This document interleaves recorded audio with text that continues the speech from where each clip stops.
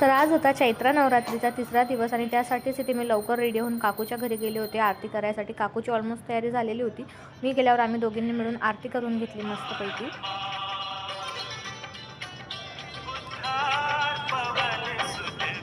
बघा किती प्रसन्न वाटत आहे ना। त्यानंतर अशी काही पूजा केली होती काकूंनी आणि हा प्रसाद बनवला होता। त्यानंतर मी घरी आले, थोडासा आराम केला आणि लगेचच स्वयंपाकाची तयारी। आता थोडं थकल्यासारखं वाटत होतं म्हणून एक लिंबू सरबत पण पिऊन घेतलं, कारण यांना यायला वेळ होता।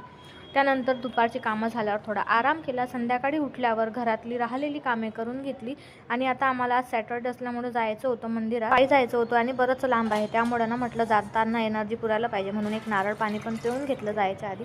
आता आम्ही असं ठरवलं आहे की सॅटर्डे आणि मंडेला मंदिरात जायचं। सॅटर्डेला स्पेशली मुंग्यांसाठी पीठ घेऊन जायचं, त्याच्यात थोडी साखर गूळ टाकायचं, ते मिक्स करून मुंग्यांच्या वारुळाजवळ ठेवून द्यायचं असं ठरवलं आहे। आणि त्यानंतर येता येता पाणीपुरी दिसली तर ती पण आणली मी पार्सल आणि जेवणामध्ये असं काही डिनर बनवला होता। त्यानंतर आम्ही वॉकला गेलो। भेटूया नंतरच्या ब्लॉगमध्ये, तोवर बाय।